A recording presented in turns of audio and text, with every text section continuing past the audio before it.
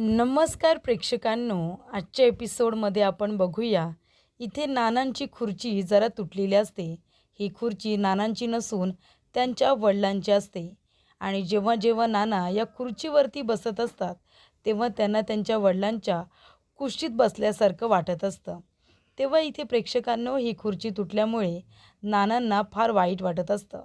तेव्हा इकडे आता जेव्हा निखिल आणि नाना ती खुर्ची चेक करत असतात तेव्हा नानांना वाईट वाटतंय हे उमाला कळतं. उमा म्हणत असते की हे बघा, तुम्ही नका एवढा विचार करू आणि मनाला वाईट वाटून सुद्धा घेऊ नका. तशी ती खुर्ची आता जुनी झाली आहे ना. तेव्हा नाना म्हणत असतात की उमा, अगं असं कसं मनाला वाईट वाटून घेऊ नको.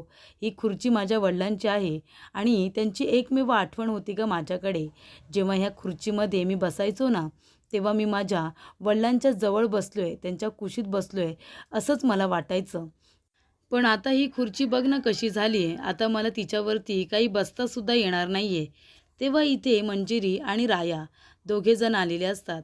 तेव्हा इथे राया ऐकतो. त्याला कळतं की इथे खुर्चीमध्ये थोडा प्रॉब्लेम झाला आहे. खुर्चीचा पाय एकदम ढिला झालेला आहे. तेव्हा इथे राया म्हणतो, नाना, तुमची जर काही हरकत नसेल तर मी तुमच्या खुर्चीला हात लावू शकतो का? तेव्हा मंजिरी विचारते, राया, अरे असं काय म्हणतोयस तू की खुर्चीला हात लावू शकतो का म्हणून? काय करायचं आहे काय पण तुला? तेव्हा राया म्हणत असतो की मिस फायर, अगं तू जरा मला हातोडा किंवा खिळे असं काही जर असेल ना तर घेऊन ये बरं. या खुर्चीला मी व्यवस्थित अगदी बसण्याजोगे करतो.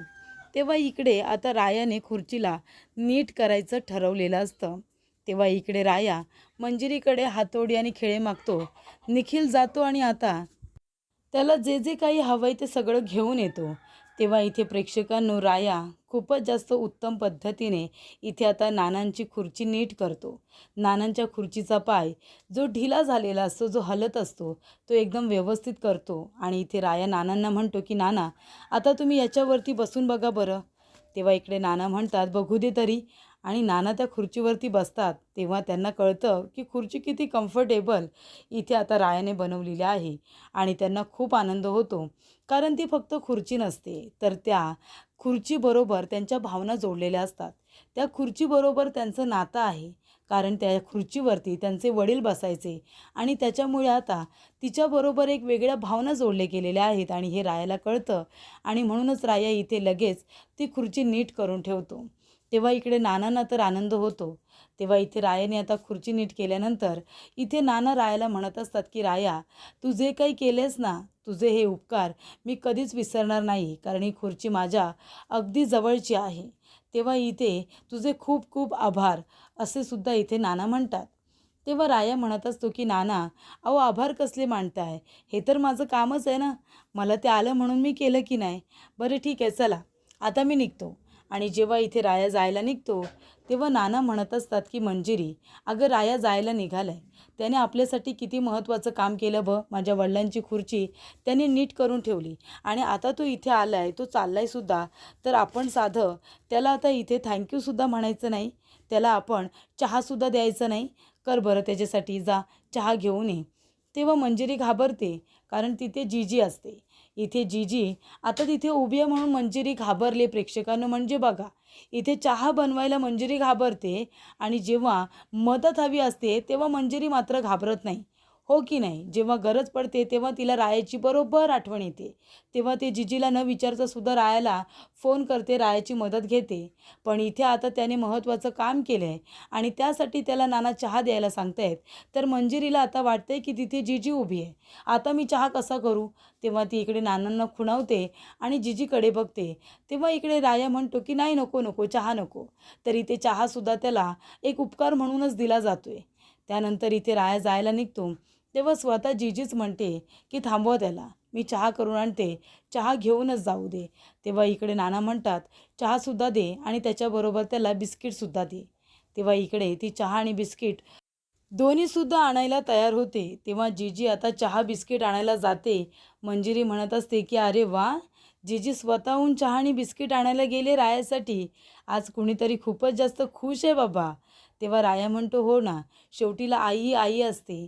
जरीसुद्धा मुलांवरती ती रागवली असली तरीसुद्धा मनातली माया काही कमी होते का मुलांविषयी?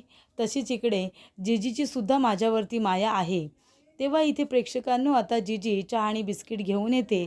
तेव्हा इकडे आता मंजिरी त्याच्या हातामध्ये चहाचा कप देते. तेव्हा इकडे राया खूपच जास्त इमोशनल होतो, कारण त्याला जिजीमध्ये नेहमीच त्याला त्याची आई दिसत असते. त्यानंतर इकडे आता निक्की म्हणत असते की कुठे आहे राया, राया अजून कसा आला नाही. तेव्हा इकडे तो माणूस म्हणत असतो की राया दादा येईल, त्याने शब्द दिलाय ना, म्हणजे तो येणार म्हणजे येणार.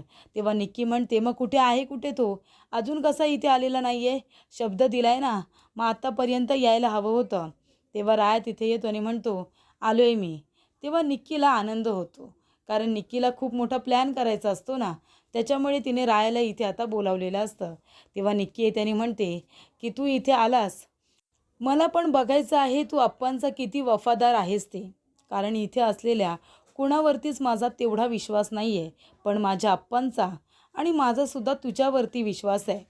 माझ्या आप्पांची तब्येत ठीक नाही आहे, त्यांना बरं वाटत नाही आहे, तेव्हा त्यांची काळजी घ्यायला हवी आहे. आणि तू आता माझ्या आप्पांचा वफादार आहेस, म्हणून मी माझ्या आप्पांची जबाबदारी तुला देणार आहे. तू माझ्या आप्पांची व्यवस्थित काळजी घ्यायची. त्यांना बरं वाटत नाही आहे, त्यांना ताप आला आहे, त्याच्यामुळे 1 तासाच्या नंतर तुला त्यांचा ताप चेक करायचा आहे, त्यांना व्यवस्थित भरवायचं आहे, त्यांना जेवण द्यायचं, त्यांचे गोळ्या औषधं त्यांना वेळेवरती द्यायचं. त्यासाठी मी तुला इथे बोलावलं आहे, कळलं का. तेव्हा हे काम तुला व्यवस्थितरित्या करायचं आहे.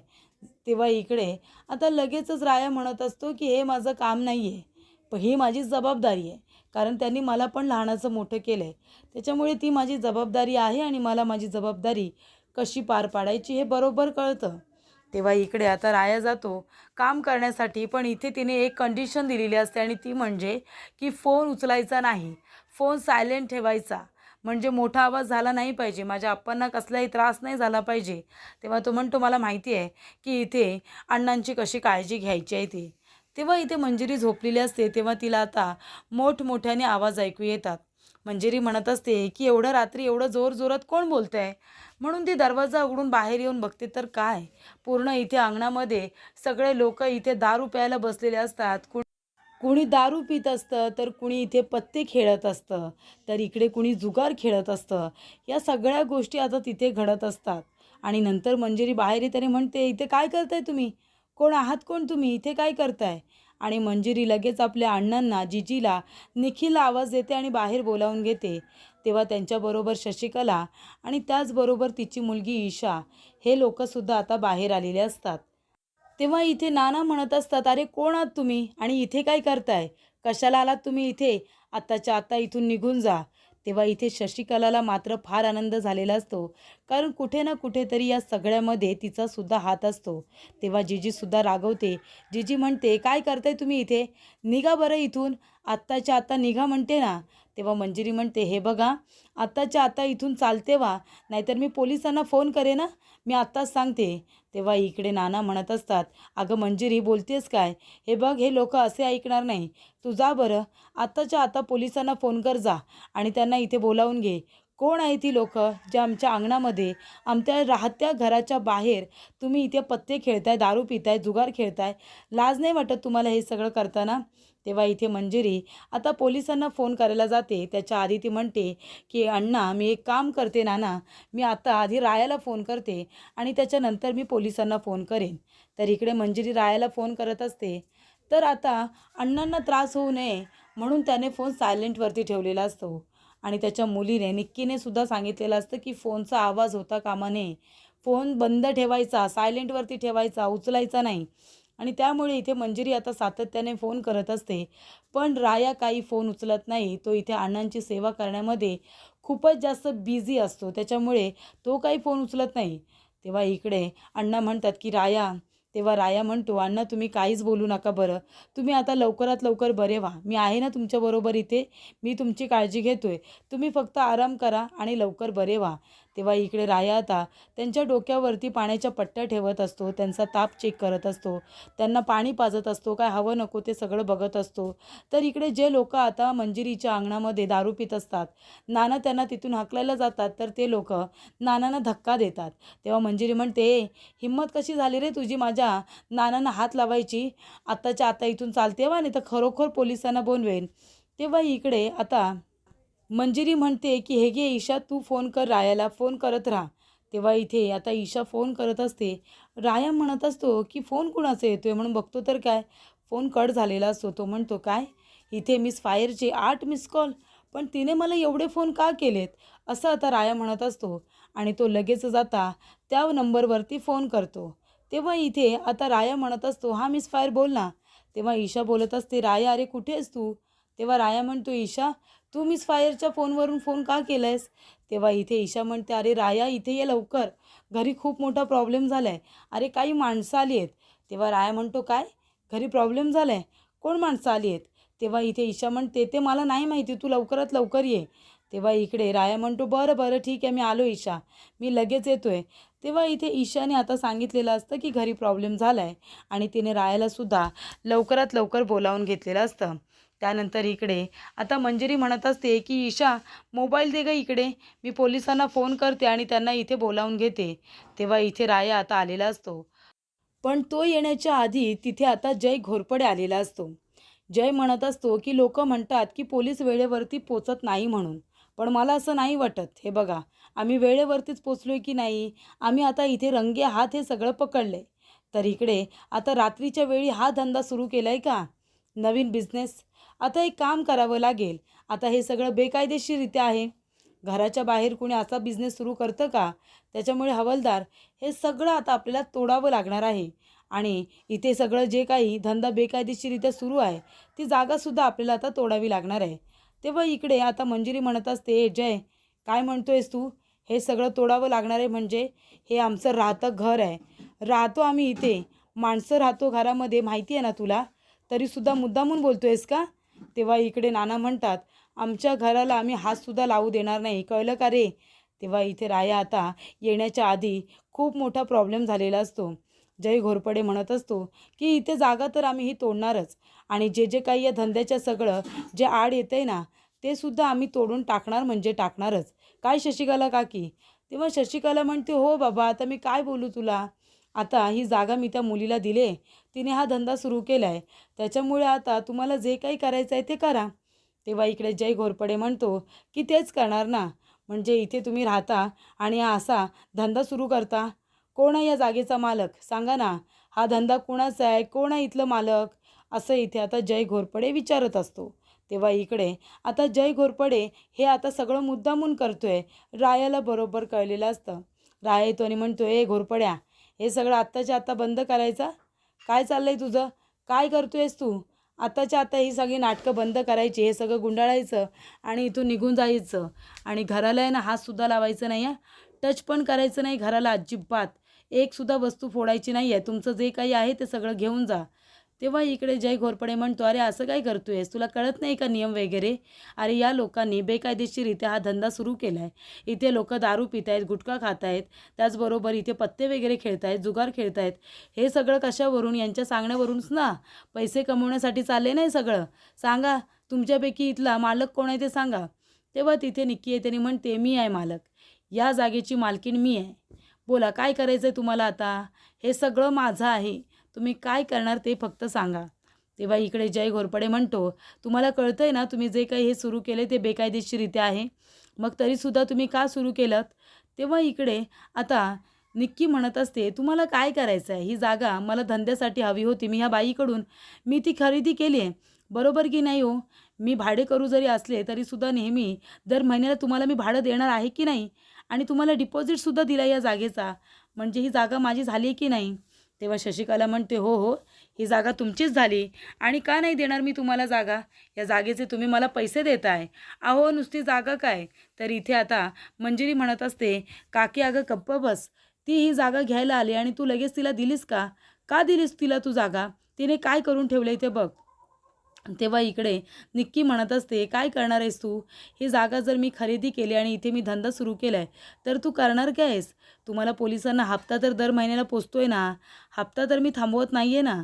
तेव्हा इकडे आता जय म्हणत असतो, तरीसुद्धा इथे हे धंदा सुरू करणं चुकीचंच, आम्ही ही जागा पाडणार म्हणजे पाडणार, आणि त्याच्यामध्ये जे काही तुमचं घर येईल ना ते सुद्धा पाडलं जाणार आहे.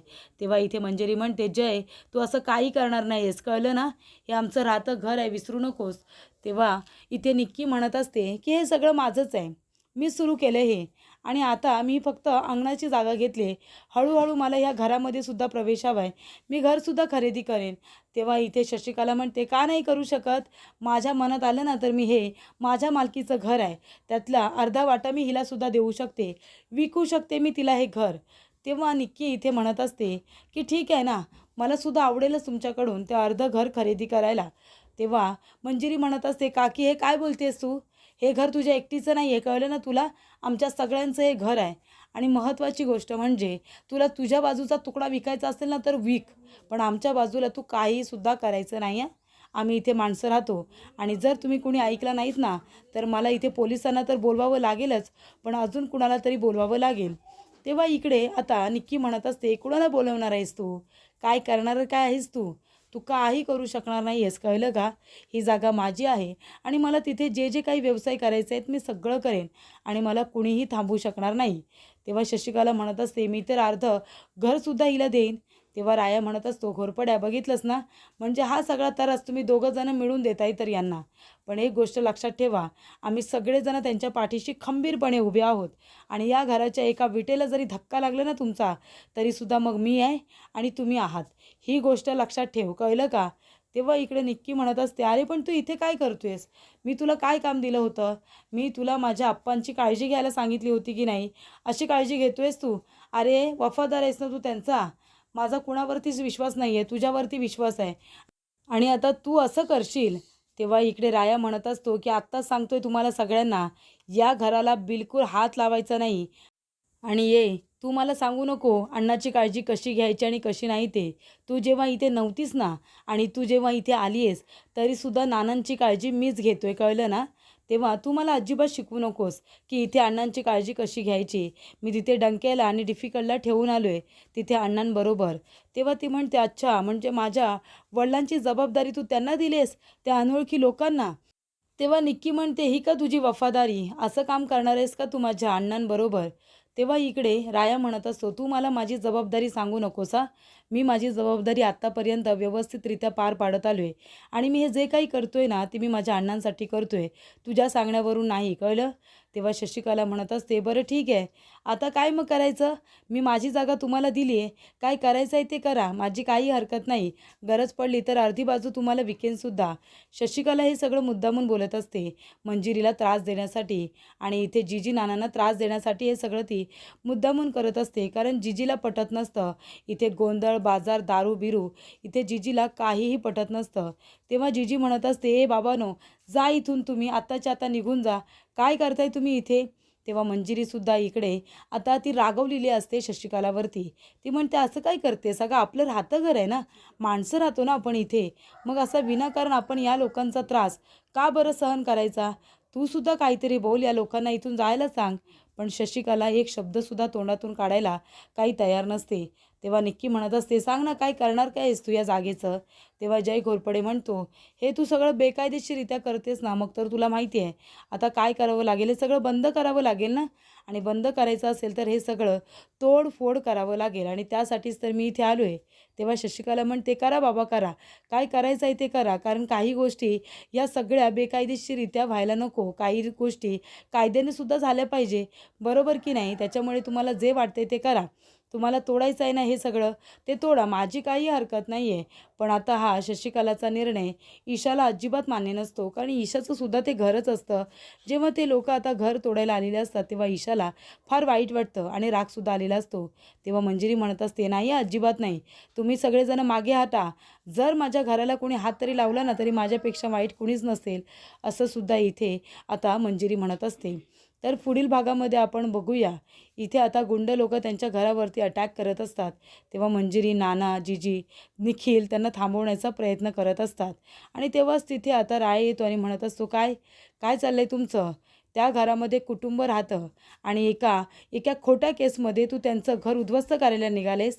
लाज वाटत नाही का रे हे सगळं वागताना, हे सगळं करताना? तेव्हा इकडे आता मंजिरी लांबच, पण इथे राय येतो आणि रायच आता इथे जयचा चांगला घमंड उतरवतो. तर इकडे मंजिरीसुद्धा तयारीतच असते त्याला मारण्यासाठी, पण इथे रायाने आपलं काम व्यवस्थितरित्या केलेलं असतं आणि इथे जयला त्याच्या गुन्ह्याची शिक्षासुद्धा मिळवून दिलेली असते. त्यामुळे इथे आता मंजिरीला खूपच जास्त आनंद झालेला असतो, कारण रायामुळे त्यांचं पुन्हा एकदा घर वाचलेलं असतं. खूप मोठं संकट हे आता दूर झालेलं असतं.